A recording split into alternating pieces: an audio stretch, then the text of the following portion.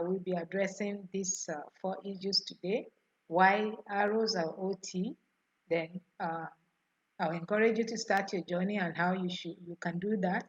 Then some announcements, and then uh, how you prepare yourself for accessing funds. That's what I'm going to be speaking about tonight. So why arrows or OT? Why should you need an agent? Why should you use an agent for your admission processes? Because I think a few people have asked some of these questions, and some have actually even made statements that yes, I can make admission, I mean make application by myself and all that. And I will tell you 100% that is correct.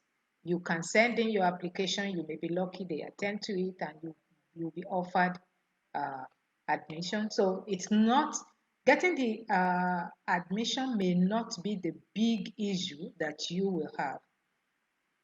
But when there is usually at some point you need advocacy on your admission, you may have issues, you may have documentation issues, you may have reason to clarify certain things. And when there is no one speaking for you at that point, that may become a big issue that may affect your admission or your funding or scholarship issues and things like that. So that's one of the reasons why it's good for you that someone who understands the process, who understands the system, who is in direct link with the university is speaking for you, is partnering with you and partnering with the university to address your situation.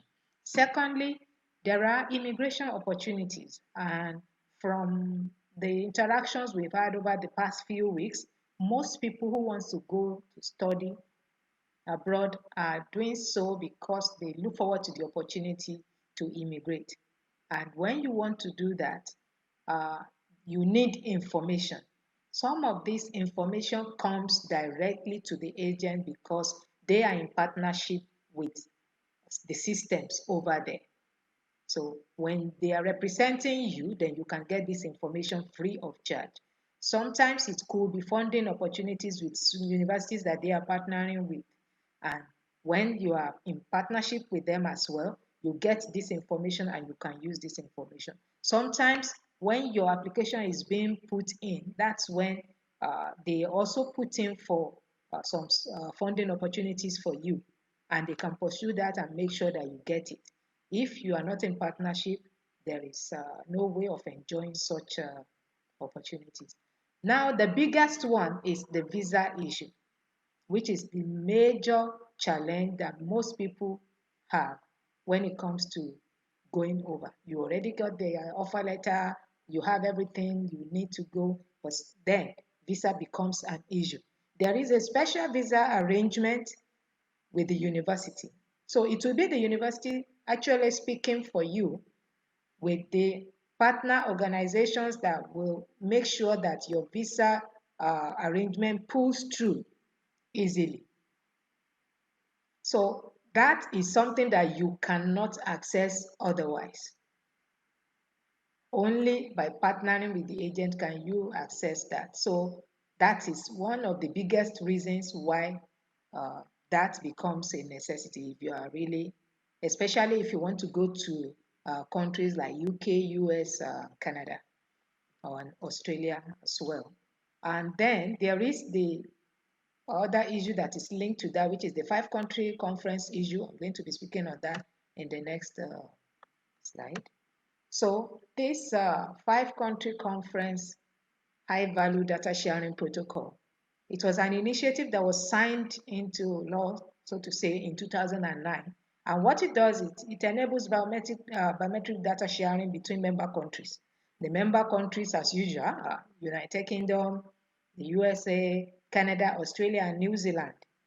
How does that affect you? What happens is that when you make application for visa to UK, US, or any one of these five countries, and you are denied, your biometric data goes into the system.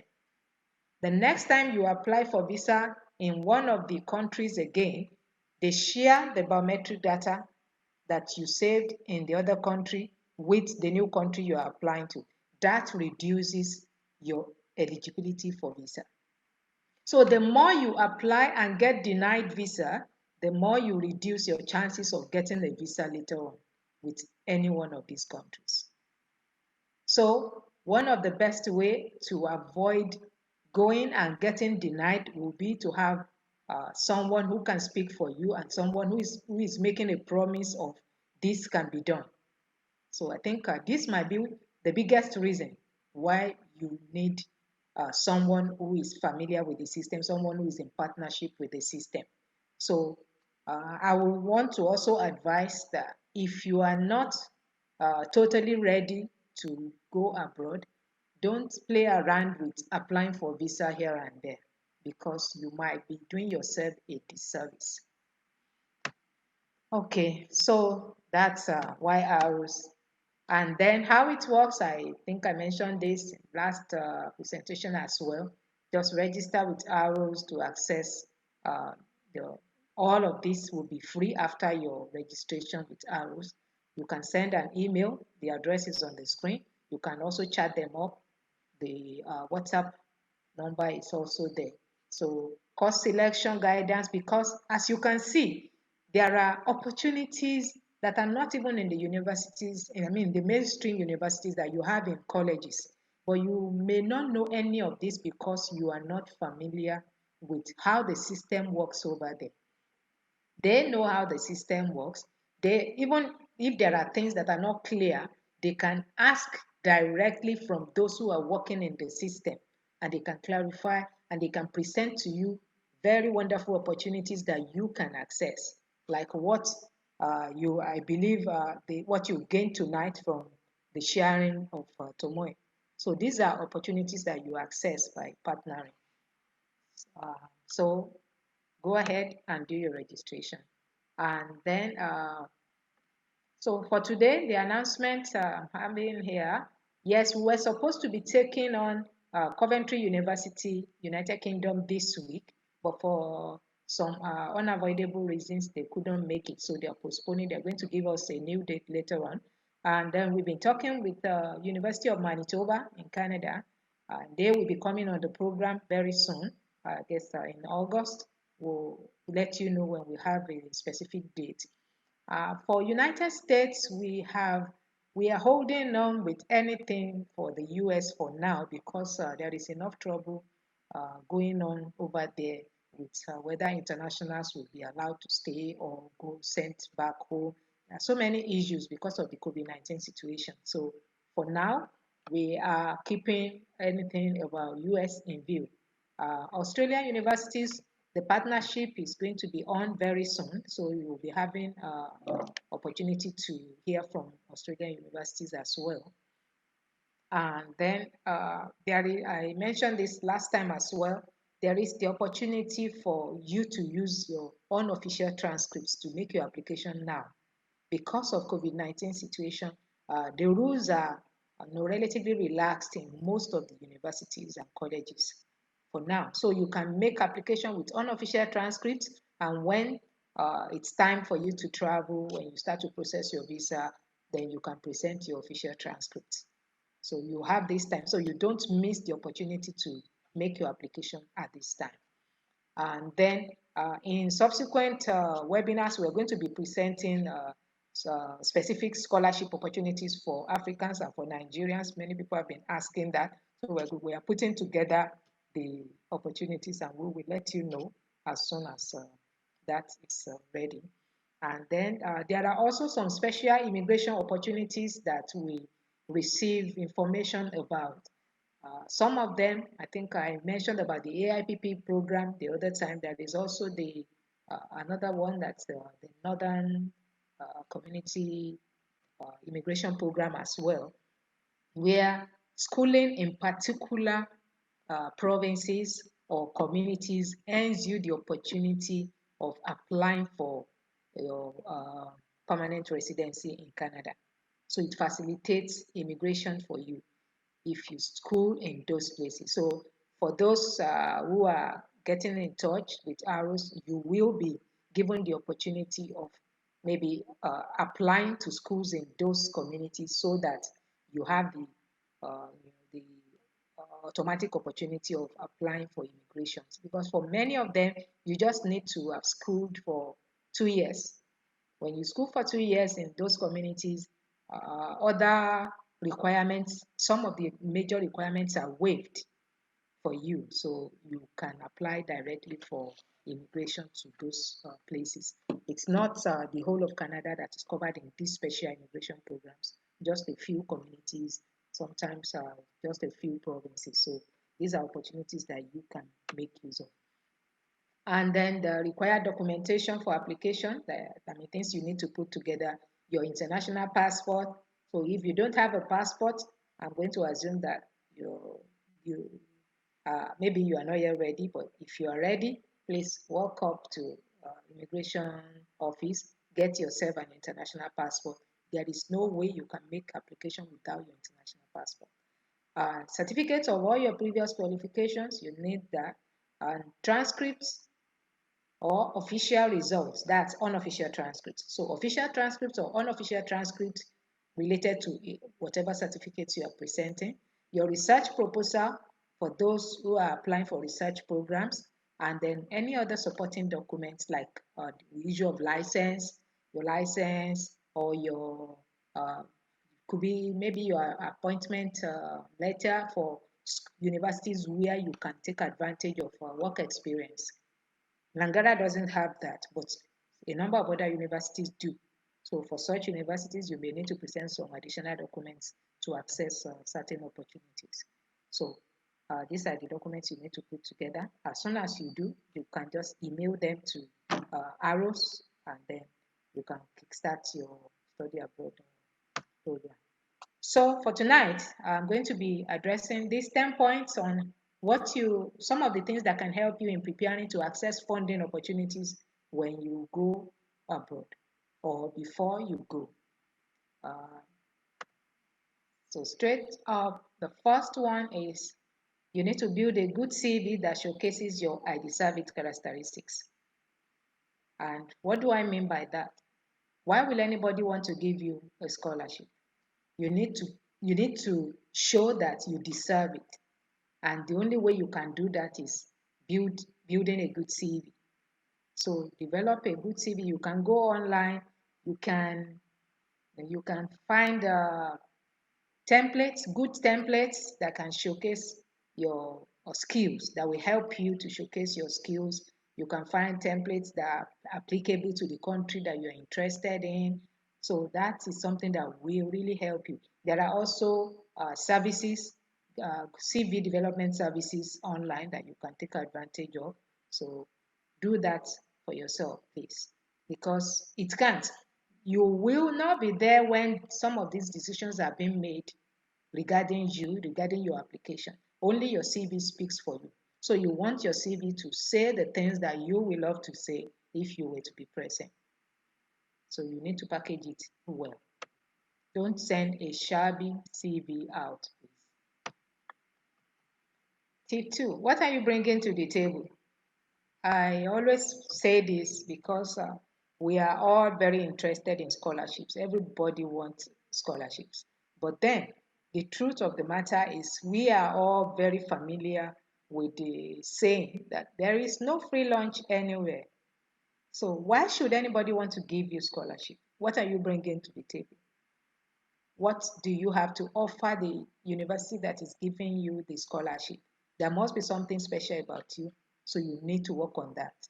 You need to make yourself wanted. That's what I mean. The third point, most scholarships are merit-based. I have always said this. So you need to plan and work towards outstanding grades. There are actually places where you get full scholarships, but it's totally merit-based. So there is no opportunity to say, please help me. Nobody can help. You have to deserve it. That's the truth.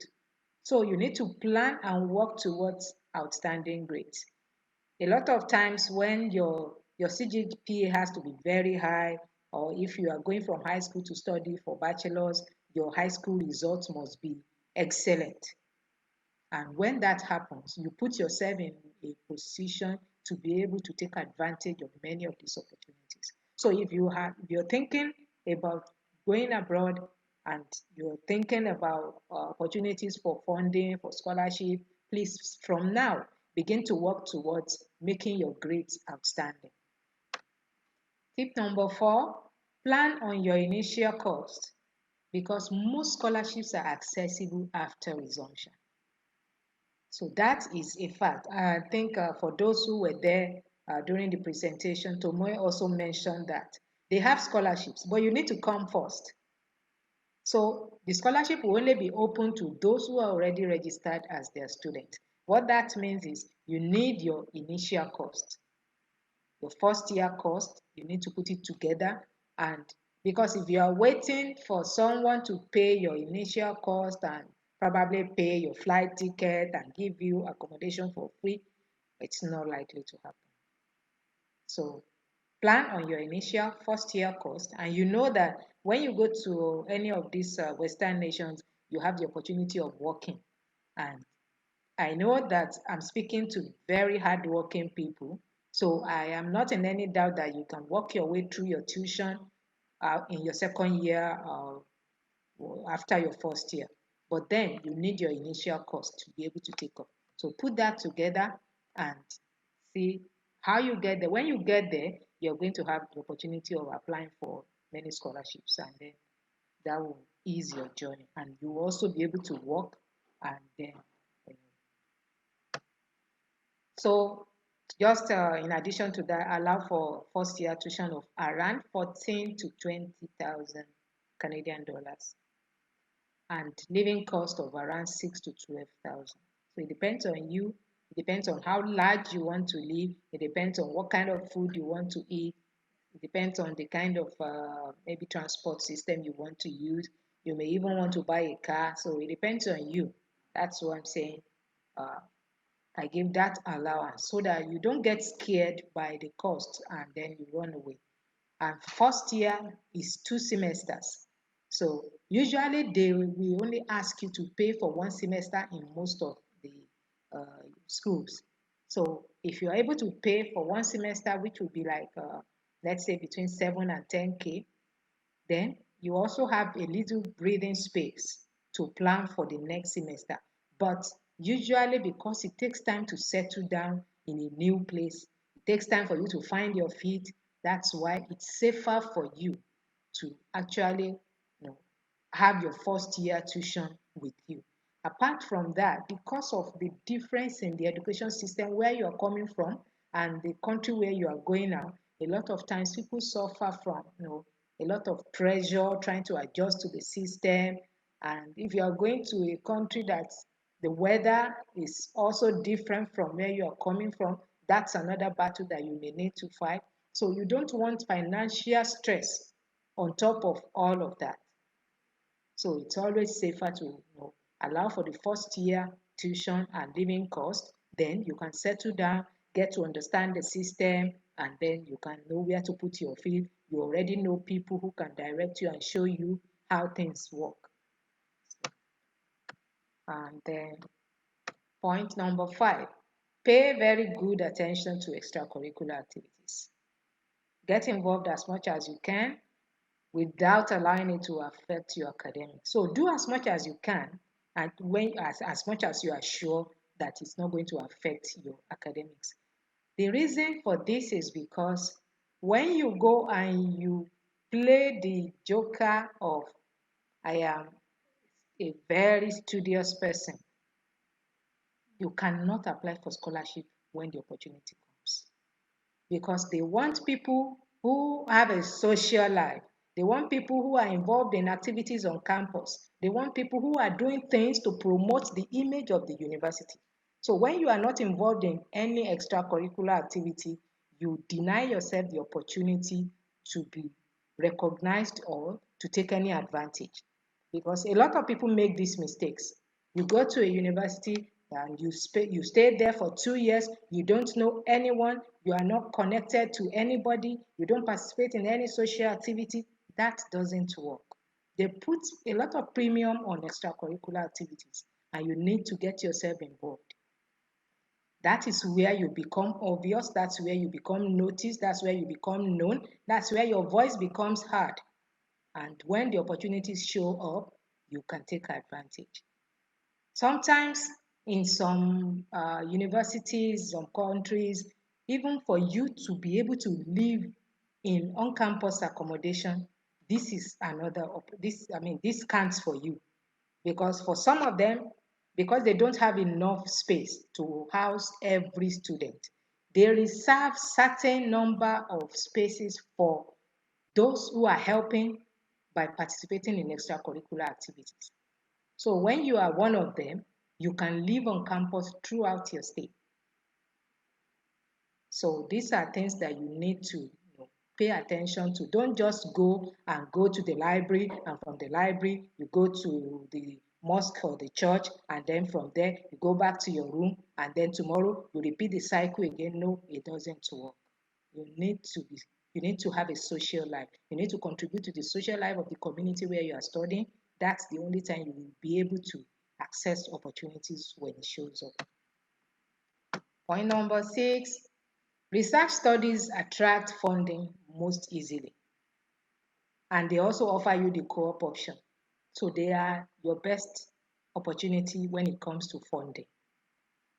So post degree, masters, PhD, those are good programs that will usually give you opportunities for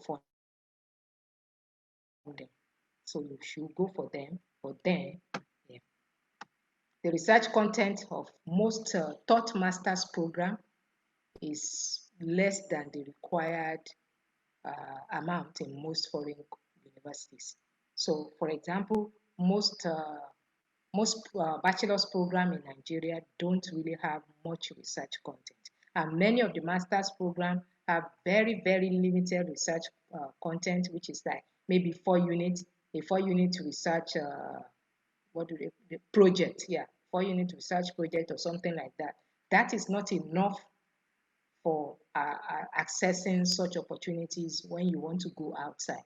They want more research content. Sometimes, even when you can access the program without the research content, you need to present the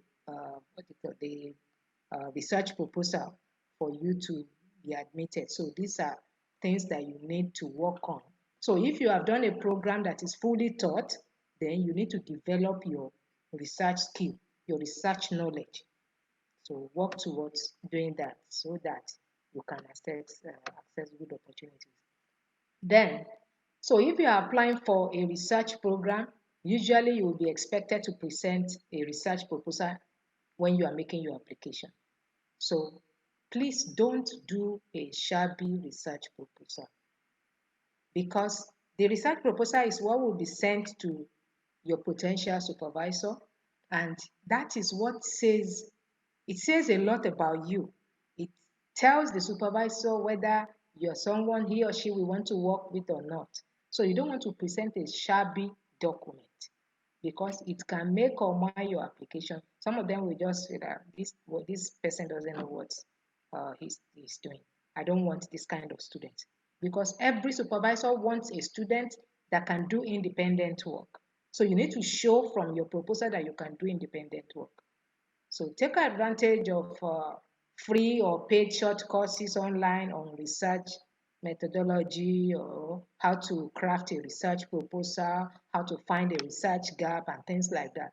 Take advantage of those opportunities, and if need be, you can find help with developing a qualitative research proposal. That will really help your application.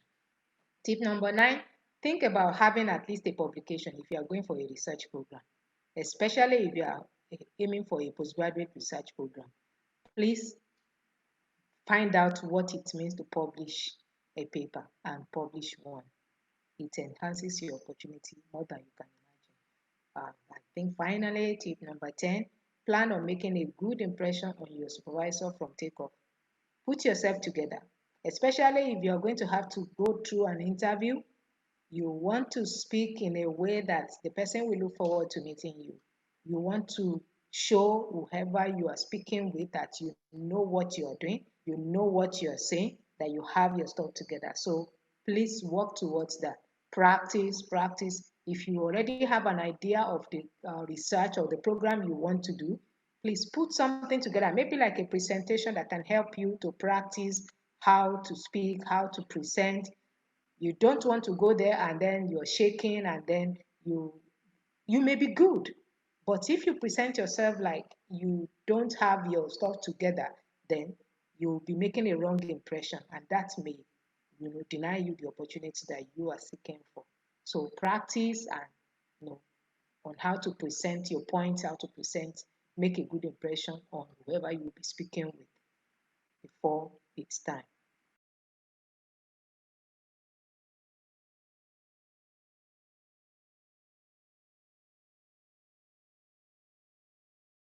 Let me say, for example, there could be sports club, there could be some other types of clubs in the university you are attending. You can join one. There are some universities have maybe a football team. If you are good at football, you can join such a team. Sometimes, if you live on campus in the accommodation where you are living, so that would be like a campus accommodation system. They have programs from time to time. Participate in the program. If they ask for volunteers, you can apply to be a volunteer for any of the programs. And then formally, you could also put yourself out there. There are programs like maybe, let me use an example of politics. Yeah, there are campus politics that you can participate in. So there are things that are what do you call it? International students do. Some universities have international student programs, extracurricular activities. So from time to time, they organize programs. Some people don't attend. They don't even know that there is anything like that. So for such programs, attend such programs, participate as as an organizer of such programs. So put yourself out there, do something. That's the thing. There are so many opportunities. Just look out for them. What are international students doing? What can you do? Then at the faculty level also, they do have programs that students do. Students association at the faculty level or at the departmental level. Participate in those things, contribute to what they are doing. If they are saying, okay, you can apply to maybe lead a group, some people will never volunteer for leadership. Yes, the assumption is that, oh, I would rather prefer to be asked. I don't want to put myself out there. I don't want it to be as if I want to lead. But of course you want to lead. They are looking for people who want to lead. So you should go ahead and lead. So there's nothing like being humble, because it's not humility actually. It's self-deprecation. So you are just denying yourself opportunities that you could use. So take advantage of those kind of things. Put yourself out there. If they ask for volunteers as representatives, of course, put your hand up and be a volunteer.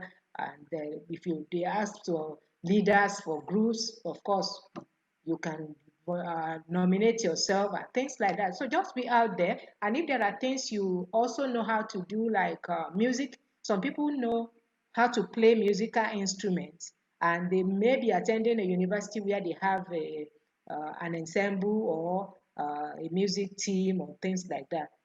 You can join such groups. So there are so many opportunities. I can't exhaust them. Just find something that works for you, but just make sure you are doing something. Okay.